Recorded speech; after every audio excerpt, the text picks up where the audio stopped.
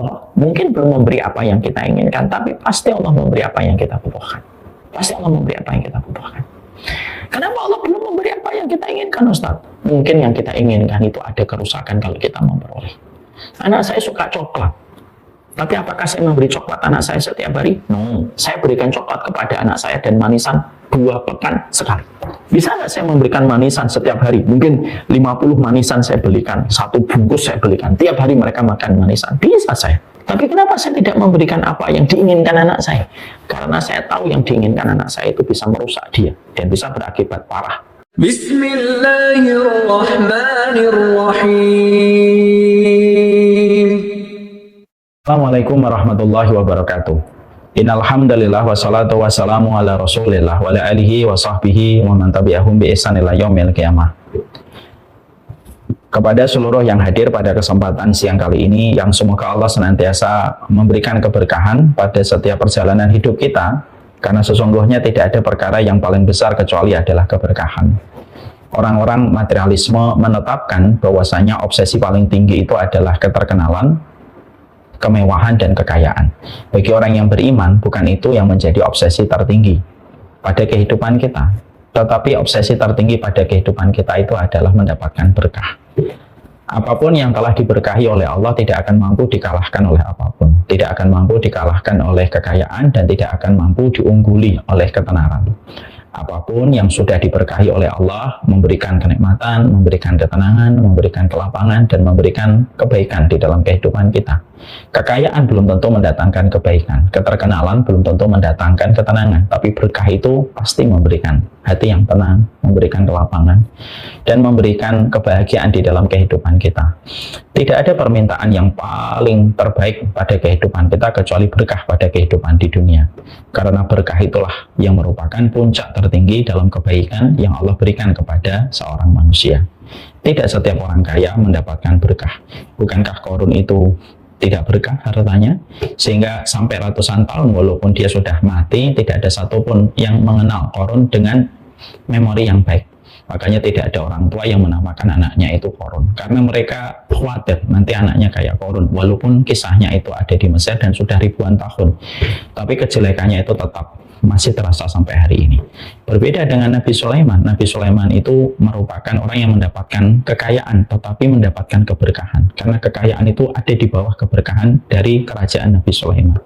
Makanya sampai orang hari ini mengenal nama Sulaiman itu dengan nama yang indah, dan banyak orang tua memberikan nama kepada anaknya dengan nama Sulaiman. Dan itu menunjukkan kepada kita yang paling penting itu berkah. Buat apa kita mendapatkan semua dari urusan duniawi kalau kita tidak mendapatkan berkah? Kita tetap berikhtiar mencari karunia Allah, kita tetap berikhtiar mencari rezeki, tetapi yang paling penting jangan lupakan, tidak ada perkara yang paling besar Allah turunkan pada kehidupan kita kecuali adalah keberkahan. Makanya doanya Nabi Isa diabadikan oleh Allah. Nabi Isa itu berdoa, wa ja'alani mubarakan ainama kuntu. Ya Allah, jadikanlah aku berkah dimanapun berada. Makanya Nabi Isa termasuk salah satu Nabi yang Allah kategorikan sebagai Nabi Ulul Azmi. Allah lindungi, Allah berikan perlindungan, dan ketika dia akan dijadikan target pembunuhan, Allah angkat ke langit. Dan itulah salah satu makna keberkahan yang Allah berikan kepada Nabi Isa. Semoga Allah memberikan kepada kita berkah, dan semoga tidak ada hari yang kita lewati ketika mentari menghangatkan bumi kecuali saya minta keberkahan. Berkahnya istri saya, berkahnya suami saya, berkahnya anak-anak yang kita miliki. Itulah kebaikan besar dalam kehidupan. Alhamdulillah, tentunya kita senantiasa bersyukur betul kepada Allah atas setiap nikmat yang Allah berikan kepada kita. Yang harus dihitung itu nikmat supaya mudah bagi kita bersyukur. Yang kita harus lupakan itu musibah, tapi kenyataan yang sering terjadi malah sebaliknya. Kita sering menghitung setiap musibah tetapi kita jarang menghitung nikmat. Akhirnya syukur kita itu menjadi kurang. Akhirnya bukan nikmatnya yang berkurang tetapi syukurnya yang kurang ditambah. Karena takaran Allah itu tidak pernah kurang dan takaran Allah itu tidak pernah keliru. Syukur itu bukan anjuran tetapi syukur adalah kewajiban. Syukur itu tidak memberikan kepada kita kuantitas, tapi pastinya syukur itu memberikan kepada kita kualitas di dalam kehidupan. Senjatanya orang beriman itu ya syukur, sabar, dan berdoa, dan itu tidak pernah lepas pada kehidupan kita. Karena sesungguhnya kesyukuran itulah yang akan memberikan poin-poin kebaikan pada kehidupan kita. Orang yang bersyukur atas semua nikmat yang Allah berikan pada hidupnya, Allah akan memberikan kepadanya harta yang sifatnya mengawetkan, dan Allah menyelamatkan dirinya dari harta yang merusak. Para ulama itu mengatakan harta itu ada dua. Ada harta yang sifatnya merusak, ada harta yang sifatnya mengawetkan. Kapan harta itu bersifat merusak, Ustadz? Yaitu ketika ada seseorang terkadang mendapatkan per bulan itu 200 juta, tapi kebutuhannya 300 juta per bulan. Maka apa yang dia dapatkan 200 juta tidak sebanding dengan 300 juta yang dia keluarkan. Mobilnya tabrakan, anaknya masuk rumah sakit, rumahnya rusak, dan berbagai macam konsekuensi yang harus dia keluarkan uangnya, sehingga pemasukan 200 juta tidak sebanding dengan pengeluaran 300 juta. Itu namanya harta yang merusak. Ada harta yang merusak, kadang-kadang volumenya besar, dapatnya 500 juta, dapatnya 1 miliar. Tapi apalah daya, hatinya remuk ketika suaminya berzina, walaupun mungkin suaminya mendapatkan harta 1 miliar. Ada pula yang terkadang mendapatkan harta 1 miliar, tapi anaknya benci sama bapaknya. Ataupun ada yang mendapatkan 1 miliar, tapi hati antara suami dan istri saling berjauhan. Itulah yang disebut pada kategori harta yang merusak.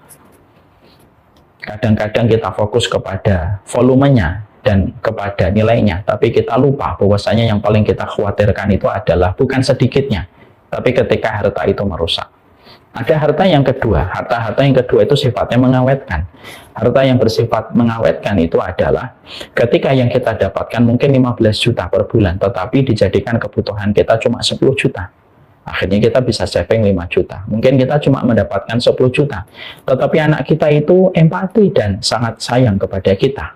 Kadang-kadang cuma mendapatkan 5 juta, tetapi istrinya itu penuh terima kasih ketika uang itu diberikan kepada kekasihnya, yaitu adalah istrinya. Kadang-kadang cuma 3 juta, tetapi dijadikan anaknya tidak tega untuk meminta macam-macam kepada bapaknya, karena tahu kesulitan bapaknya. Itu walaupun sedikit, tetapi sifatnya mengawetkan. Inilah yang menjadikan kita memahami syukurnya kita menjaga kita dari harta yang merusak, tetapi syukurnya kita mengawetkan setiap harta yang kita peroleh. Inilah yang menjadikan kita bersyukur. Makanya kalau terkadang ada kehidupan kita yang mengalami turbulence ataupun mengalami berbagai macam kerusakan yang harus kita bayar, mungkin salah satu evaluasinya syukur kita yang kurang ditambah. Syukur itu senantiasa tidak menjanjikan kuantitas, tapi pastinya memberikan kualitas. Bukan bahagia yang menjadikan kita tidak bersyukur, bukan bahagia yang menjadikan kita bersyukur, tapi pastinya bersyukurlah, pasti akan kita dibahagiakan oleh Allah Subhanahu wa Ta'ala. Inilah yang harus selalu kita pahami.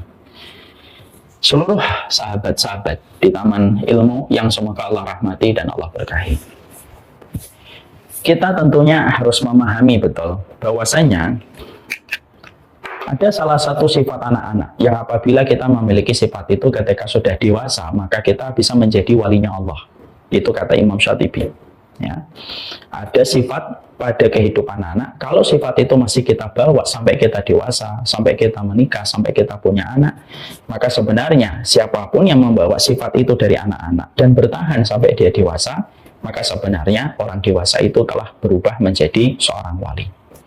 Imam Syatibi sebagai ulama besar itu mengatakan apa sifat yang apabila kita miliki ketika sudah dewasa, dari sifat dulu ketika kita kecil, kalau kita bawa kita menjadi kekasihnya Allah.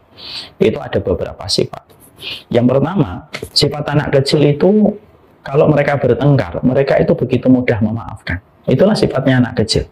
Saya pengalaman sekali lah kalau masalah ini. Saya sering sekali mendapati anak-anak saya itu kalau bertengkar, kadang-kadang karena mereka laki-laki itu terkadang tempur gitu ya. Kadang-kadang tertendang secara tidak sengaja, nangis, marah. Tapi cuma 5 menit. Setelah itu 10 menit berikutnya ya bisa ketawa lagi, main kembali. Walaupun setengah jam nanti nangis lagi salah satunya. Tapi setelah itu damai lagi. Begitu, putar-putar terus sampai dewasa. Dan itu menjadikan kita memahami itulah anak kecil. Mereka mudah untuk menangis ketika kecewa, tapi mudah untuk memaafkan. Kalau sifat ini kita bawa sampai kita besar, kita ini menjadi pemilik hati yang paling tenang. Karena apa? Karena kita tidak akan pernah menyimpan dendam. Makanya orang itu kalau tidak menyimpan dendam, biasanya jauh lebih sehat daripada mereka yang suka menyimpan dendam pada hatinya. Karena dendam itu ternyata menjadi beban yang tidak baik dan negatif untuk tubuh kita, menjadi beban peredaran darah menjadi negatif, dan berakibat banyak hal yang negatif pula yang kita bisa terima dan kita dapatkan. Makanya kadang-kadang bedanya kita dengan anak kecil itu apa? Orang dewasa itu terkadang kalau sudah bertengkar susah memaafkan dan dendam, sumat, lama.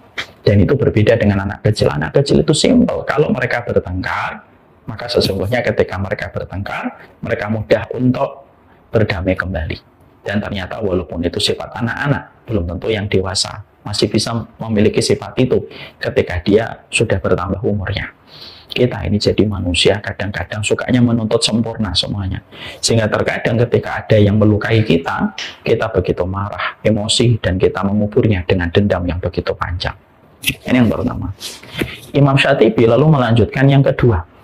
Bahwasanya sifat anak-anak itu apa yang kedua? Sifat anak-anak itu yang kedua, kalau mereka sakit, mereka itu tidak pernah menyalahkan Allah. Mereka terima rasa sakitnya dan mereka tidak pernah menyalahkan Allah atas takdir sakit yang mereka terima.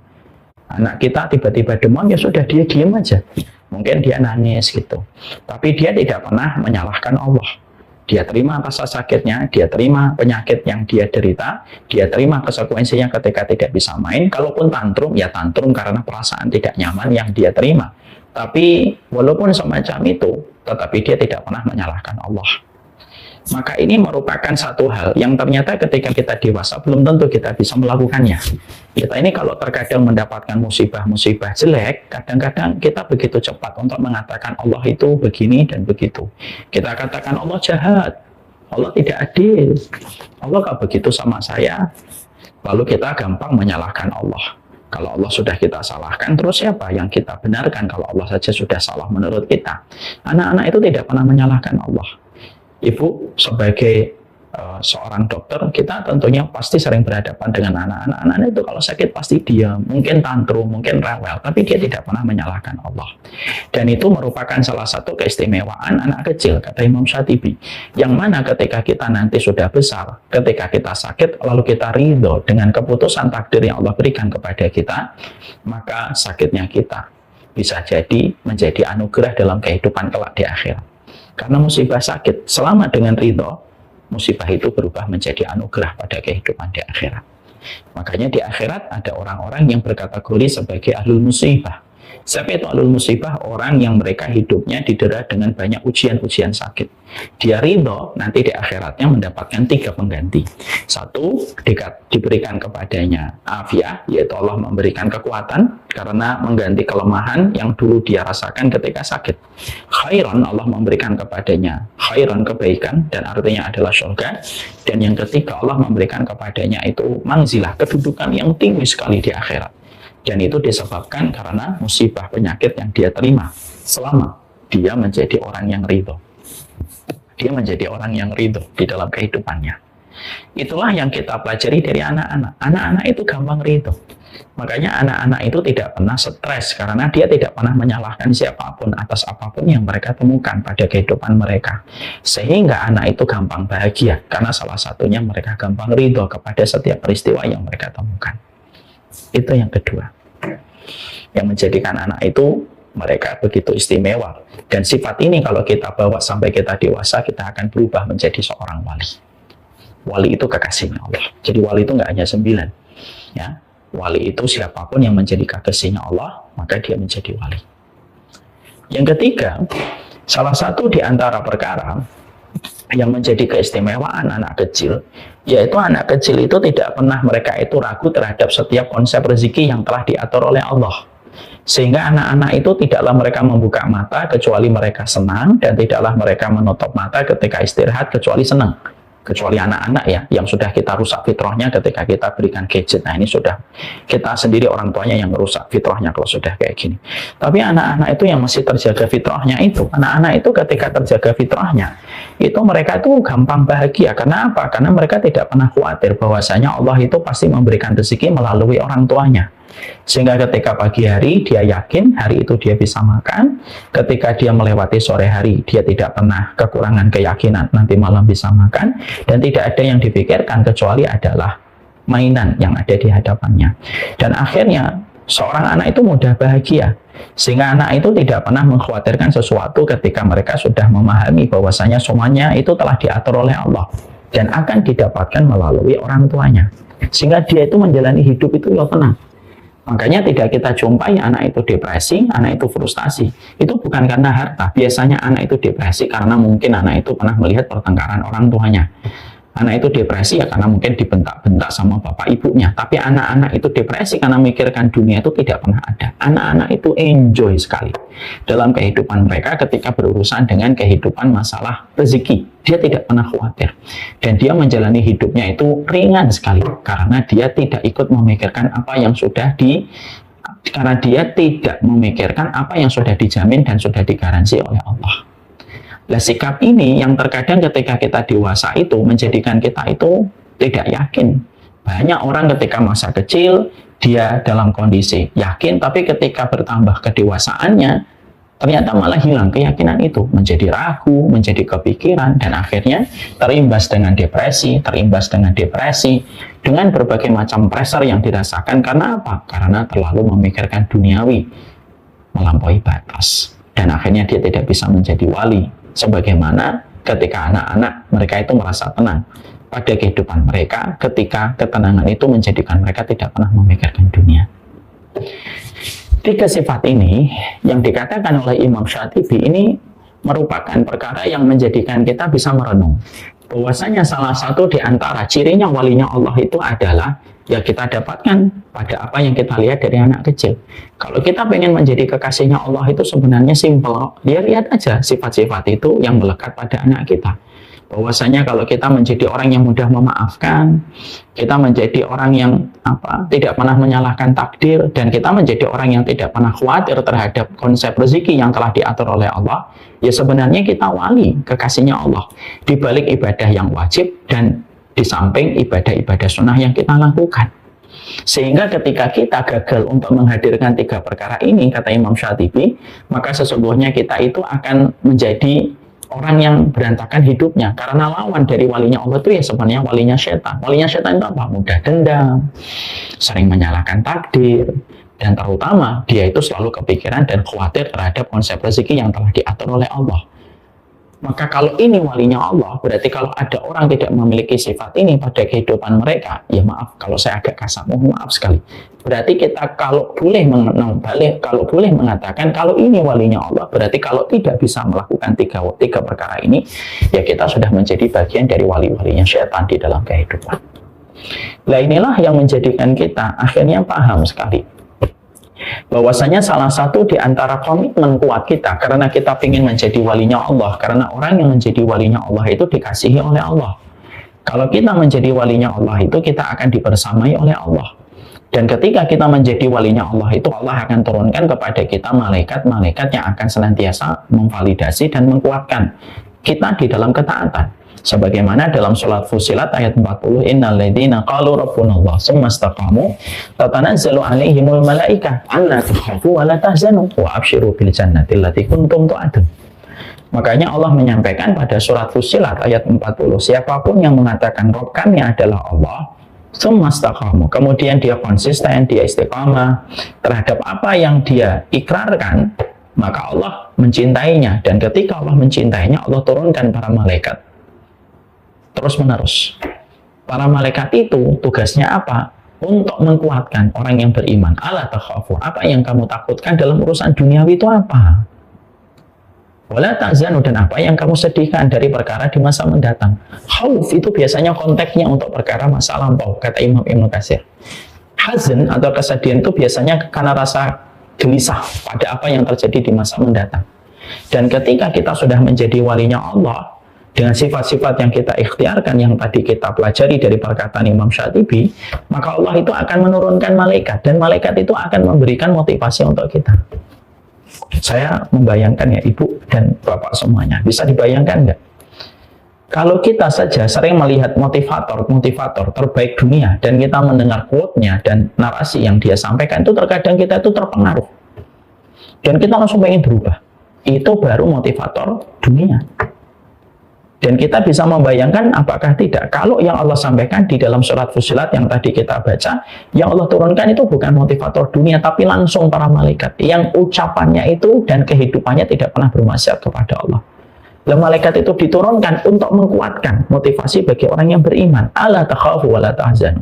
Loh, yang kamu takutkan itu apa? Yang kamu khawatirkan itu apa? Dan sesungguhnya kamu telah diberitakan dengan kabar surga yang dijanjikan oleh Allah. Dan akhirnya betul-betul kuat. Dan itulah yang menjadikan kita akhirnya paham keberkahan pada hidup kita itu salah satunya bagaimana terus kita bangun proses bagaimana kemantapan di dalam hati kita bahwasanya bukan hanya kita meyakini dan mengimani Allah itu ada, tapi di dalam konsekuensi iman kita ini juga wajib untuk mengimani bahwasanya Allah itu ada dengan seluruh sifatnya yang sempurna. Dan salah satunya itu apa? Bahwasanya Allah itu pemberi rezeki pada kehidupan setiap makhluk dan tidak ada satupun kehidupan makhluk kecuali telah berada pada garansi dan jaminan Allah secara utuh pada kehidupan. Makanya kalau ada orang yang ragu terhadap rezeki itu berarti dia sudah menghina Allah. Bahwasanya cukup masa seorang itu menghina Allah itu ketika dia menjadi hamba lalu dia takut bahwasanya akan ditinggalkan oleh Allah, itu sudah menghina Allah itu. Ya, karena Allah itu ketika Allah maha berkehendak dan ketika Allah mengatakan Allah itu ghani, Allah itu maha kaya, maka konsekuensi dari kekuasaan Allah dan konsekuensi dari kekayaan Allah itu apa? Maka tidak ada satupun makhluk kecuali makhluk itu berada di dalam jaminannya Allah. Dan itu merupakan sifat yang tidak akan mungkin dilanggar oleh Allah di dalam kehidupannya. Kalaulah anak polisi saja ataupun anak pejabat, ketika mereka melewati jalan, lalu mereka tidak khawatir ditilang oleh polisi karena tahu bapaknya itu punya jabatan, itu aja dia tenang hanya gara-gara bapaknya itu pejabat, lalu dia tidak khawatir kalau ditilang karena bapaknya pasti akan membantunya kalau kena masalah tilang di jalan. Loh, itu baru seorang anak ketika bapaknya pejabat. Loh, kita ini memiliki Allah, dimana ketika Allah itu ada dan kita imani bahwasanya Allah pencipta, Allah itu juga memiliki sifat di dalam dirinya Allah. Makanya orang yang mereka itu meragukan sifatnya Allah, bahwasanya Allah itu pemberi rezeki, maka itu sudah menghina Allah. Makanya akhirnya kita mulai membenarkan kan, oh betul, kalau Imam Syatibi mengatakan salah satu sifat walinya Allah itu tidak pernah khawatir terhadap rezeki, berarti kalau walinya setan, mereka itu selalu khawatir terhadap masalah rezeki.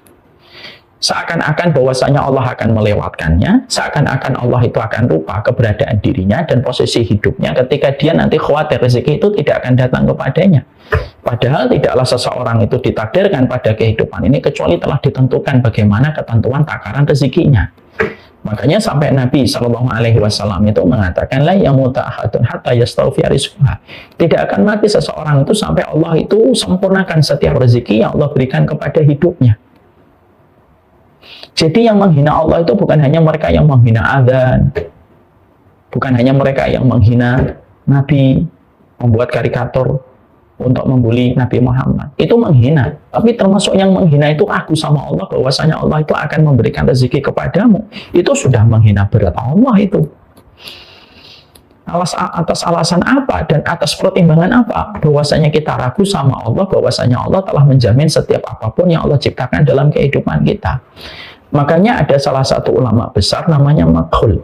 Makhul itu berkata begini, kalau ada manusia ketika di dalam kandungan ibunya, maka janin ketika berada di dalam kandungan ibunya, kan para dokter obgyn ini tahu bahwasanya dia mendapatkan makanan itu dari saripati yang diambil oleh janin itu dari tali pusar ibunya. Jadi ibunya makan apa, dibuatkan itu bagaimana organ tubuhnya itu bisa menyarikan makanan yang dikonsumsi oleh ibunya menjadi intisari makanan yang didapatkan oleh janin. Lah Makhul itu salah satu ulama rahimahullahu taala itu berkata, lah kalaulah janin aja di dalam perut ibunya dia belum bisa jalan, dia belum bisa melihat, dan dia berada pada sebuah ruangan sempit yang bernama rahim, dia tidak pernah khawatir terhadap setiap rezeki yang akan dia peroleh ketika ibunya makan dan minum, itu janin. Dan ketika janin itu lahir, kata Makhul, maka bayi itu sempat menangis. Dan salah satu alasan dan latar belakang kenapa bayi itu ketika baru lahir itu menangis, itu ada beberapa penjelasan para ulama. Salah satu penjelasan dari Makhul itu dikatakan karena sesungguhnya bayi itu ketika lahir dia nangis karena dia agak khawatir. Loh, Saya lahir, bagaimana makanan saya? Maka ketika dipotong tali pusarnya, lalu diangkat kepada ibunya, maka tangisannya langsung diam. Kenapa? Bayi itu diam ketika didekap sama ibunya, skin to skin. Lalu akhirnya dia nyusu kepada ibunya, dari kedua air susunya, setelah itu reda tangisannya. Karena akhirnya dia tahu, oh ternyata rezeki tali pusar yang dipotong itu sudah diganti oleh Allah dengan 2 air susu yang dia dapatkan dari ibunya. 2 tahun dia disusui lalu disapih. Ketika disapih tantrum toh anak itu. Tapi ketika dia tantrum gitu, sudah mulai dikenalkan, tantrumnya mungkin 2-3 hari sampai 7 hari lalu dikenalkan makanan, maka dia sadar bahwasanya penggantinya dari Allah lebih banyak dari 2 air susu, diganti dengan minuman, daging, sayur-sayuran, buah-buahan. Akhirnya dia merasa tenang, dan sampai berusia 5 tahun, 6 tahun dia masih tenang dalam hidupnya. Maka kata Makul, kalau ada orang ketika di waktu berada di dalam janin dia tenang, ketika dia lahir dia tenang, ketika disusui ibunya dia tenang, sampai berusia 6, 7, 8 dia masih tenang. Tapi ketika dia dewasa malah khawatir terhadap rezeki, ini kan sesuatu yang sifatnya nggak masuk akal. Kamu ketika bayi aja tenang, kok ketika gede malah nggak tenang. Padahal kamu diberikan oleh Allah perangkat yang jauh lebih sempurna dibandingkan perangkat yang kamu miliki ketika masih bayi. Karena ini merupakan hal basic, tapi ini menentukan apakah kita itu layak jadi wali atau tidak. Jadi wali itu tidak harus pakai gamis. Jadi wali itu tidak harus pakai peci. Jadi wali itu tidak harus kita jenggotnya panjang. Jadi wali itu tidak harus kita harus di depan Ka'bah 30 hari dalam sebulan. Nah, itu semuanya perkara taat baik. Tapi menjadi wali itu kalau kita rujuk kepada apa yang dikatakan oleh Imam Syatibi, di situ kita paham salah satu di antara perkara yang bisa membuat kita menjadi wali itu ketenangan kita terhadap masalah rezeki yang ditentukan oleh Allah di dalam kehidupan kita. Dan itulah sejatinya yang ada pada kehidupan ini. Karena sesungguhnya kita juga harus memahami betul. Allah ketika menciptakan kita, Allah tidak mungkin mendolimi kita. Dan salah satu konsekuensi ketika Allah itu tidak mendolimi hambanya, wa ma rabbuka bidzalami lil abid, Rabbmu itu tidak pernah dolim kepada hambanya. Salah satu konsekuensi ketidakdoliman Allah kepada manusia itu apa? Ya Allah yang akan memberikan apa yang kita butuhkan. Memang betul Allah tidak memberi apa yang selalu kita inginkan, tapi Allah selalu memberi apa yang kita butuhkan. Janganlah keinginan kita yang belum kita dapatkan itu menjadikan kita lupa bahwasanya semua kebutuhan kita itu sudah dicukupi oleh Allah. Lalu kita akhirnya khawatir pada kehidupan kita, stres, frustasi, hanya karena kita terpikir pada barang-barang dan terpikir pada urusan duniawi yang belum kita peroleh dan kita inginkan. Dan para ulama kan menasihati kita, kalau kamu hanya memikirkan apa yang belum kamu dapatkan, tapi kamu lupa terhadap apa yang sudah kamu dapat, kamu lupa terhadap kebutuhan yang sudah kamu dapatkan, ya kita itu pasti akan dibuat gelisah oleh setan. Karena apa? Setan itu selalu menakut-nakuti kita untuk menjadi miskin. Ya, setan itu selalu menakut-nakuti kita itu miskin, tidak mendapatkan apa-apa, sehingga akhirnya menguasai hati kita dan akhirnya mempengaruhi kita. Dan akhirnya mempengaruhi kita di dalam perjalanan hidup kita.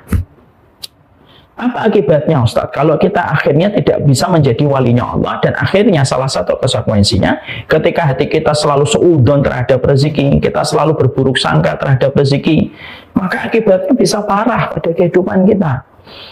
Apa akibatnya kalau akhirnya kita dalam kehidupan ini tidak yakin kepada Allah bahwasanya Allah memberi rezeki? Yang terpenting kita tetap berikhtiar. Yang terpenting kita selalu berusaha, dan yang terpenting adalah bagaimana kita senantiasa maksimal di dalam kita mencari karunia. Kalau kita sampai ragu ya terhadap konsep rezeki hanya karena kita terlalu banyak punya keinginan, lalu keinginan itu belum kita dapatkan dan keinginan itu terus nambah, lalu akhirnya kita ragu sama Allah hanya karena list keinginan kita belum banyak yang kita peroleh, apa yang terjadi? Akibatnya, orang kalau ragu terhadap rezeki yang Allah berikan kepadanya, bukan hanya ini penghinaan kepada Allah ketika dia tidak yakin kepada rezeki yang Allah takarkan kepada manusia, tapi ini juga berakibat lebih parah. Apa yang lebih parah? Yang lebih parah, akhirnya apa? Dia akan mendapati 4 kebiasaan buruk, itu akan menjadi culture hidupnya. Jadi kalau orang sudah ragu terhadap rezekinya yang ditetapkan oleh Allah, dan itu biasanya karena dia terlalu banyak keinginan dan terus membuat keinginan itu, Allah akan memberikan kepadanya 4 keburukan dalam hidupnya. Apa itu? Yang pertama, Akhirnya dia tidak akan pernah peduli pada perkara halal dan tidak akan pernah peduli perkara haram ketika dia mencari karunia Allah. Tidaklah mereka yang memakai riba, tidaklah mereka yang menempuh jalan yang haram, tidaklah orang yang mengambil dari cara yang ada di bawah ketika mengambil harta sogokan dan sederet harta haram yang dibenci oleh Allah itu. Tidaklah orang tega mengambil harta yang haram, menyuapkan itu kepada anaknya, kecuali karena dia ragu terhadap pemberian rezeki yang ditentukan oleh Allah. Akhirnya, ketika menghina Allah, ketika tidak yakin kepada rezeki yang ditentukan oleh Allah, dia memotong jalan pintasnya dengan dia mengambil pada yang haram. Sehingga akhirnya itu yang terjadi. Sehingga apa kalau sudah mengambil yang haram? Maka mengambil yang haram itu kayak orang datang ke dukun lalu minta pesugihan dan pasti harus membayar tumbal yang banyak. Kalau dari kecil kita pernah mendengar ini datang ke pesugihan tumbalnya anaknya, tumbalnya nanti istrinya. Entah benar atau tidak gitu, tapi sebenarnya ada pelajaran untuk kita. Orang yang ngambil harta haram itu kayak orang datang ke pesugihan dengan memberikan tumbal. Karena harta yang haram hasil dari ketidakyakinan manusia kepada Allah itu pasti mendatangkan kerusakan. Sebagaimana tadi kita sampaikan di awal mukaddimah. Mana dalilnya Ustaz? Apa yang dikatakan oleh Imam Ibnu Rajab? Imam Ibnu Rajab itu berkata, jazaa'us sayyi'ati as-sayyi'atu ba'daha. Balasan atas setiap keburukan itu mendatangkan keburukan. Dan salah satu di antara induk-induk keburukan itu apa? Salah satu induk-induk keburukan itu yaitu harta yang haram. Dunia ini kalau halal saja itu sudah sebagaimana bangkai. Itu kalau halal. Loh, apalagi dicari dengan cara yang haram. Dan tidaklah seseorang itu ketika dia sudah memiliki satu penyakit yang berbahaya dalam konteks iman, yaitu tidak yakin kepada konsep rezeki yang ditentukan oleh Allah. Yang pertama, dia itu nanti akan mati-matian untuk nyari rezeki dan tidak peduli yang halal ataupun haram. Makanya betul apa yang disabdakan oleh baginda Nabi, sayati zamanun la yubalil mar'u min aina akhadal mal ahwa halalun amwa haramun. Maka sesungguhnya akan datang satu zaman ketika orang tidak lagi peduli apakah itu halal, apakah itu haram. Standar halal itu semakin menipis, standar haram itu semakin menipis. Bahkan perkara syubhat pun akan dibuat itu halal, karena standar halal itu semakin ditipis-tipiskan gitu. Karena orang sudah terlalu gampang untuk mengambil yang haram. Padahal demi Allah, tidaklah harta yang haram itu merusak kita. Dan tidaklah orang mengambil harta yang haram kecuali karena nggak yakin sama Allah. Apa yang kita jumpai dari peristiwa yang sangat sering kita dengarkan. Nabi Adam itu diusir dari surga bukan karena zina. Nabi Adam itu diusir dari surga bukan karena membunuh. Nabi Adam diusir dari surga karena memakan buah yang diharamkan oleh Allah, satu gigitan tok. Tapi sudah cukup bagi Allah mengeluarkan Nabi Adam dari surga, menjadikan Nabi Adam menderita hukuman panjang, dipisahkan dari Hawa selama 200 tahun, ketemu kembali di Bukit Arafah setelah 200 tahun, menjalani sisa dengan melihat bagaimana Qabil itu membunuh Habil dan berbagai macam ujian yang dilewati Nabi Adam, itu hanya karena harta yang haram. Karena apa? Bencinya Allah kepada mereka yang memakan harta yang haram. Dan tidaklah orang berani mengambil harta yang haram itu kecuali tidak yakin sama Allah. Ya. Orang misalkan ngambil riba itu kan nggak yakin bahwasanya yang insya Allah itu kalau itu milik kamu datang kok. Sabar dulu, kalau nggak tahun ini tahun depan, kalau nggak tahun depan tahun depannya lagi, tapi pasti akan turun. Tapi kalau kita nggak yakin ya sudahlah pakai riba aja cepat. Nah, kamu nggak yakin sama Allah. Makanya sampai Nabi itu mengatakan bahwasanya ada penyakit yang dinamakan istibta, yaitu orang yang mereka tidak sabar nunggu harta yang Allah janjikan, akhirnya dia mengambilnya dengan cara yang haram. Maka yang pertama, kalau orang itu sudah tidak yakin kepada Allah, Allah pasti akan jadikan dia tidak peduli lagi dengan halal dan haram. Dan suka akan merendahkan itu orang-orang miskin. Kalau sudah kebanyakan harta yang haram, dia akan merendahkan orang-orang fakir di hadapannya. Dia akan mengaibkan orang, gampang mencela orang hanya karena masalah finansial. Kenapa hari ini kita kejadian di sosial gitu ya, pemilik mobil mewah itu kadang-kadang bermasalah gitu ya, di jalan gampang marah gitu loh. Dan konteksnya itu rata-rata malah pemilik mobil-mobil mewah. Ya, saya tidak mau suudzon, tapi jangan-jangan itu ada kaitannya dengan harta yang kita dapatkan gitu. Karena harta yang haram itu yang akan menyedot berbagai macam keburukan. Zina datang, emosional datang, bagaimana orang sempit pikirannya, butak pikirannya, itu semuanya datang. Karena apa? Induk dari segala keburukan dalam masalah harta itu harta yang haram. Itu. Sehingga terkadang akhirnya apa? Ya orang kadang-kadang sudah banyak tapi tidak pernah merasa cukup. Saya ini ngajar di KPK, saya tanya itu orang yang korupsi itu miskin atau kaya raya? Kaya raya lah, rekeningnya mungkin miliaran. Tapi kenapa kok masih korupsi dan tega untuk mengambil harta yang bukan miliknya? Ya karena harta haram itu sudah membutakan hati nurani kehidupan. Makanya sampai kita sedih ketika COVID, orang lagi dalam kondisi menangis-nangis, kondisi ekonomi sedang terbolak-balik, turbulensi yang luar biasa. Ya ada yang tega untuk memotong anggaran. Dan bahkan banyak hal-hal yang terkadang itu di luar logika kita terjadi di sekitar kita dan masyarakat kita. Dan tidaklah kerusakan demi kerusakan yang kita jumpai, bahkan berbagai macam kasus yang viral itu, yang terkadang pelakunya orang-orang yang kaya, gitu. Kita khawatir gitu. Bukan kita merasa lebih baik, enggak, tapi kita khawatir jangan-jangan itu ada pengaruh dari harta yang haram. Karena tidaklah harta yang haram itu ketika sudah dimakan, ya kamu harus menanggung akibatnya. Suka atau tidak suka, mau atau tidak mau. Maka yang pertama, kalau orang itu sudah meremehkan tentang rezekinya Allah, gara-gara tidak pernah ngaji, gara-gara tidak pernah mengikuti tadabbur Quran, mungkin dia tidak pernah mengkaji ilmu gitu. Akhirnya menjadikan dia itu ragu. Dan kalau sudah ragu, ya sudahlah. Yang haram aja susah, apalagi yang halal. Ini kan bermasalah. Yang kedua, kalau orang itu sudah mereka itu ragu kepada Allah Subhanahu wa Ta'ala tentang masalah rezeki, apa dampak yang kedua yang diperoleh? Dampak kedua yang akan diperoleh itu apa? Dia akan mati-matian nyari dunia terus. Bahkan dia rela untuk meninggalkan kewajiban-kewajiban yang lain. Karena apa? Dia takut miskin, dia takut kurang. Sehingga akhirnya semua kewajiban-kewajiban yang Allah bebankan kepadanya itu menjadi tidak penting. Memang betul mencari rezeki itu wajib, tapi bukan satu-satunya kewajiban ya. Ada kewajiban kamu untuk datang ke masjid, ada kewajiban kamu membantu dakwah, ada kewajiban kamu untuk mendidik istri, ada kewajiban kamu mendidik anak, ada kewajiban kamu untuk membantu guru supaya dakwah ini tersebar. Kan begitu. Tapi bagi orang yang sudah ragu, ketika dia takut miskin, apa yang terjadi? Dia mati-matian itu. Dia mati-matian untuk terus dari pagi sampai tengah malam, hanya untuk kerja terus.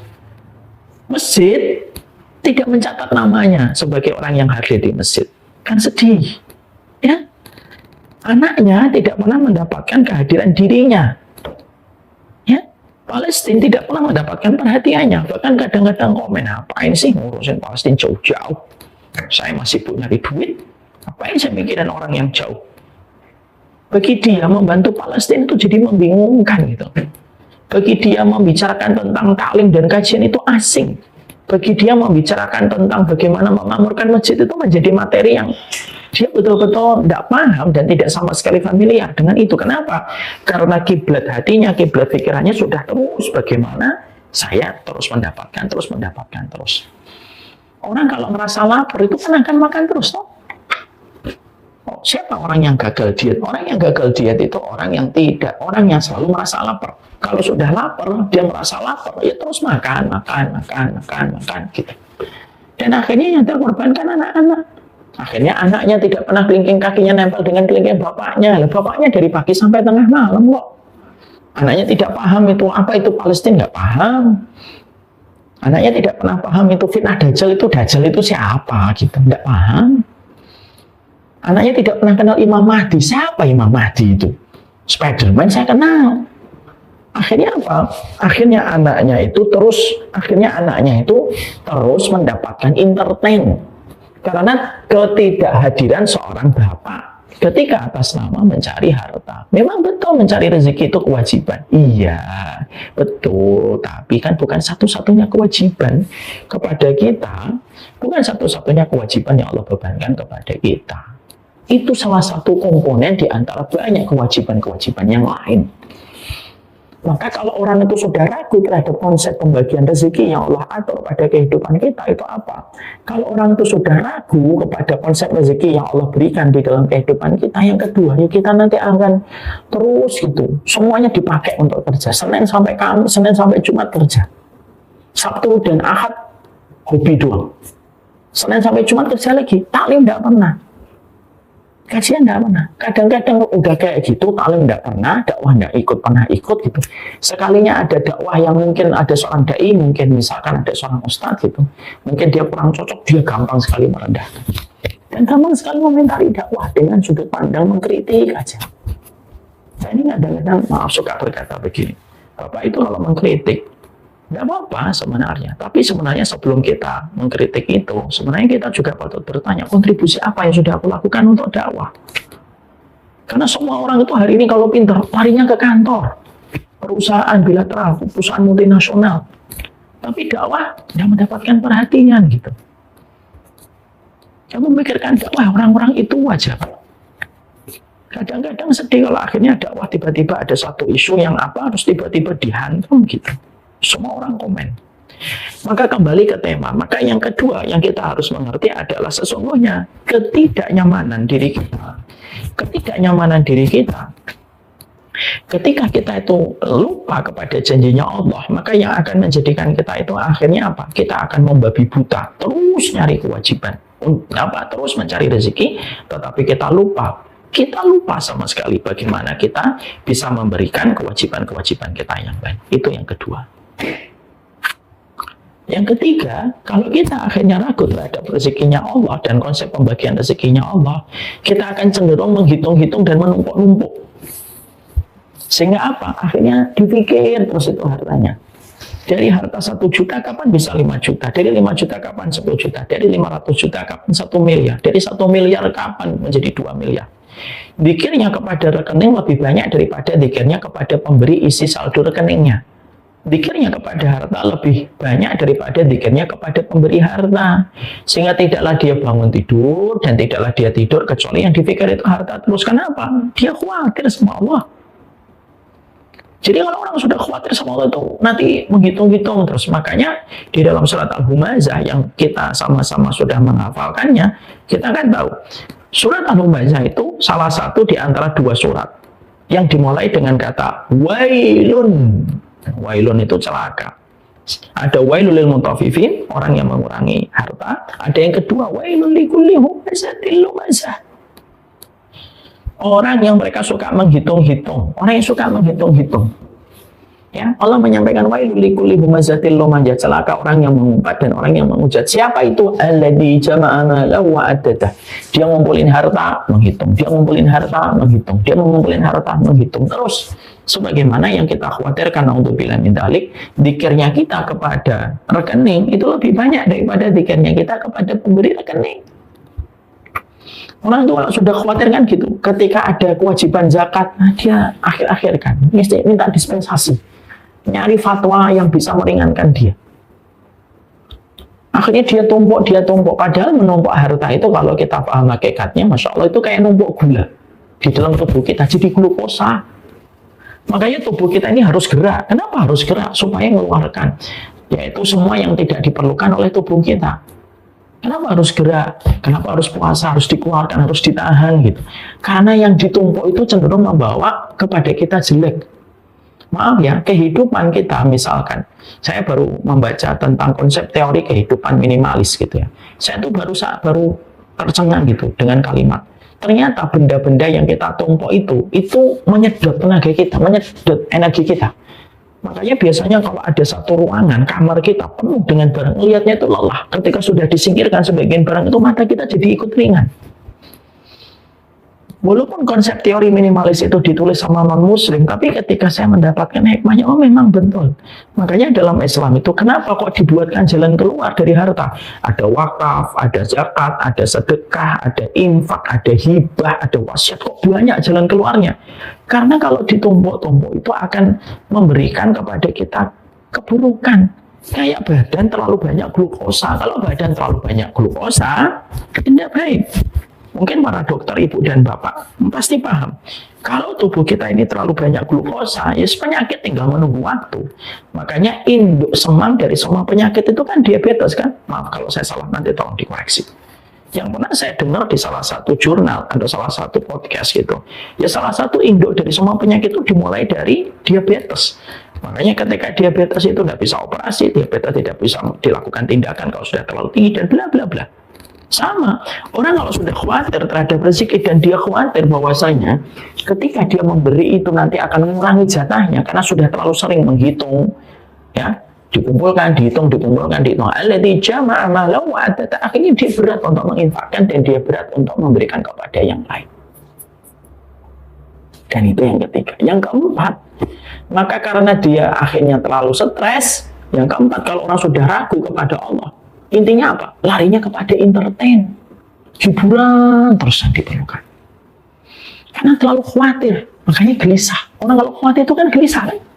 Akhirnya apa? Butuh tempat hiburan, butuh minuman, butuh seks. Karena apa? Karena terpressure dia. Jadi perasaan ragu kepada Allah untuk jadi miskin itu, jangan dikira itu penyakit ringan. Itu termasuk mental illness kalau boleh saya kategorikan. Sehingga akhirnya dia khawatir terus. Akhirnya ketika khawatir terus, dia gelisah, dia resah gitu. Akhirnya pelariannya apa? Minuman khamr. Dia tidak bisa untuk tidak minum alkohol. Akhirnya minum alkohol yang harganya puluhan juta. Sombong diperlihatkan ke banyak orang. Akhirnya apa? Setelah minuman itu gandengannya selalu perempuan dan seks. Akhirnya apa? Dibelanjakan pada perkara-perkara yang dibenci oleh Allah. Jadi akhirnya disitulah kita memahami betul bahwasanya ternyata ragu terhadap setiap rezeki yang Allah telah tetapkan di dalam kehidupan kita ini betul-betul bisa merusak kebaikan kita. Makanya akhirnya betul kalau dikatakan hubbud dunya ra'su kulli khati'atin, cinta dunia itu pangkal dari semua kerusakan. Karena kerusakan di dalam kehidupan kita itu dimulai ketika cinta terlalu berat di dalam urusan dunia. Dan itu yang menjadikan akhirnya orang itu khawatir.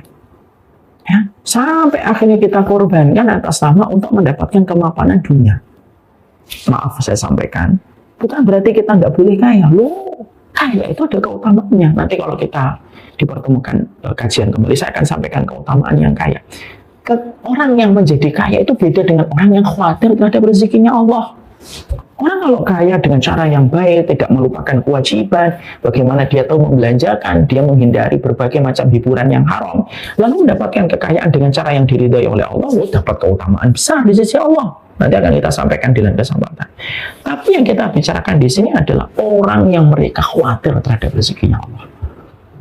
Akhirnya akibatnya itu parah. Jadi menjadi walinya Allah itu tidak selalu bersorban, pakai tongkat. Mungkin ada yang jadi walinya Allah semacam itu. Tapi kalau kita kembalikan secara sederhana, apa yang dikatakan Imam Syatibi itu, jadi walinya Allah itu gampang kok. Kamu tidak terlalu memikirkan urusan duniawi karena kamu yakin itu telah diatur oleh Allah. Kamu tetap bekerja dengan cara yang diridhai oleh Allah. Kamu tampik yang haram. Kamu ketika bekerja tetap melaksanakan kewajiban yang lain. Kamu tetap sholat masjid. Kamu tetap melaksanakan sholat. Kamu tetap mengikuti kajian. Kamu tetap peduli sama dakwah. Kamu tahu cara membelanjakan dan kamu tahu kamu menghindari dari hiburan yang haram. Dan sebenarnya tidak ada masalah. Dan itulah yang menjadikan kita akhirnya mengerti. Sumber ketenangan itu dalam Islam banyak pintunya. Tapi ketenangan di dalam Islam itu ada ridho kepada takdir, syukur terhadap nikmat, sabar ketika musibah. Dan salah satu pintu ketenangan dalam kita berislam itu didapatkan apa? Ketika kita yakin rezeki kita ditakar oleh Allah dengan takaran yang terbaik. Allah mungkin belum memberi apa yang kita inginkan, tapi pasti Allah memberi apa yang kita butuhkan. Pasti Allah memberi apa yang kita butuhkan. Kenapa Allah belum memberi apa yang kita inginkan, Ustaz? Mungkin yang kita inginkan itu ada kerusakan kalau kita memperoleh. Anak saya suka coklat.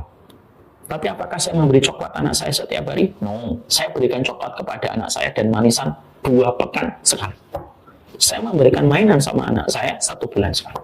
Saya berikan mereka jajan ke kantin, masjid, sekali dalam sepekan. Jadi ada jadwalnya. Bisa nggak saya memberikan izin anak saya untuk jajan tiap hari? Bisa, rezeki saya ada.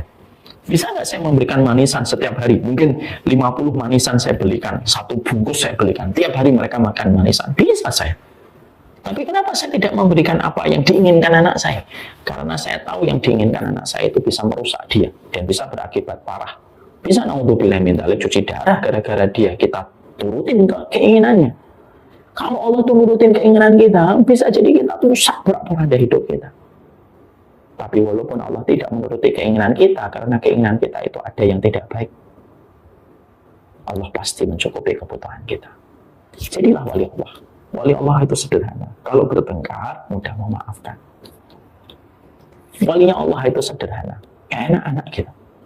Kalau bertengkar, mudah memaafkan. Kalau sakit, jangan menyalahkan Allah. Dan jangan pernah menyalahkan takdir. Dan ketika kita sudah berhadapan rezeki, jangan terlalu berat untuk memikirkan bahwasanya rezeki kita telah diatur oleh Allah. Barakallahu fikum.